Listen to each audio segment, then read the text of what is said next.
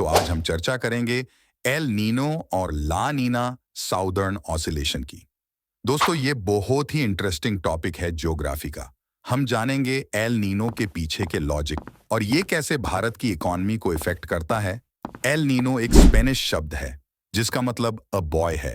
यह प्रक्रिया क्रिसमस के करीब देखने मिलती है, इसलिए एल नीनो को क्राइस्ट चाइल्ड और ब्लेस्ड चाइल्ड भी कहा जाता है।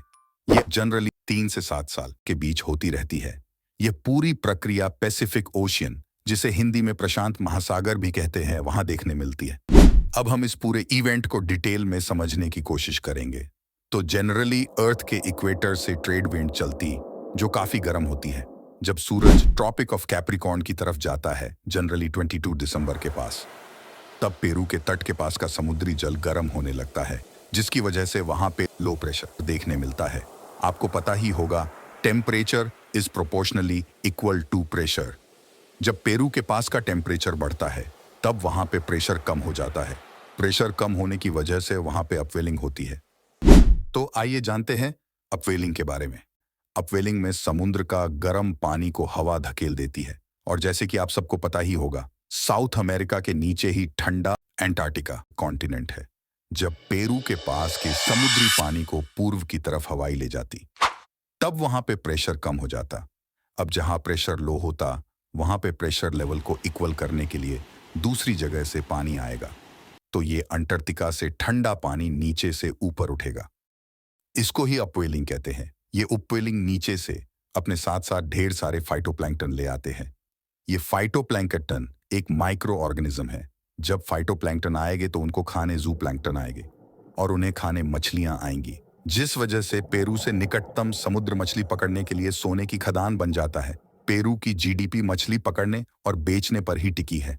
तो यहाँ हम अपवेलिंग समझ गए। अगर समझ में अब भी नहीं आया तो कमेंट करें, इस पे एक डिटेल्ड वीडियो बनाई जाएगी आप सभी के लिए। अब बढ़ते हैं एल नीनो टॉपिक पर।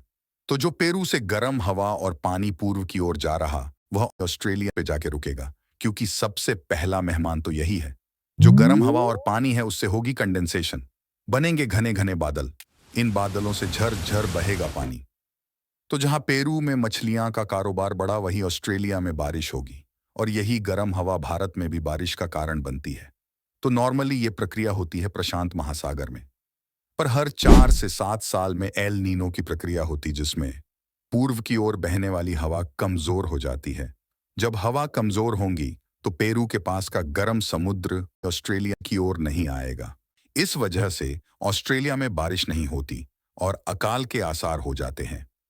एल नीनो की वजह से भारत में भी बारिश 40 से 50% तक कम हो जाती, जिससे किसानों को खेती के लिए पर्याप्त पानी नहीं मिलता और सूखा हो जाता है।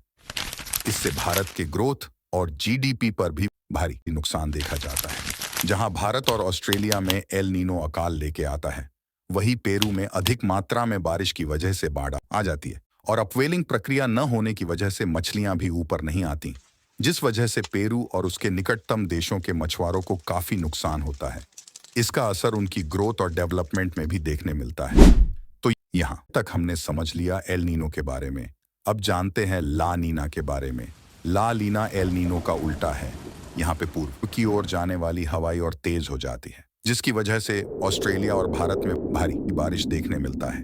इसकी वजह से इन क्षेत्रों में बाढ़ देखने मिलता है। वहीं पे पेरू में भरी अपवेलिंग होती, जिसकी वजह से पहले से ज्यादा मछलियां ऊपर आती, और डिमांड से ज्यादा सप्लाई होने की वजह से मार्केट में मछलियों के दाम गिर जाते, जिसकी वजह से मछुआरों को नुकसान होता है। तो यह एल नीनो और ला नीना दोनों ही प्रक्रियाओं में प्रशांत महासागर के इक्वेटर वाले देशों में भारी नुकसान देखने मिलता है।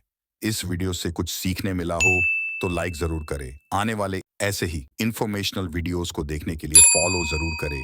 जय हिंद।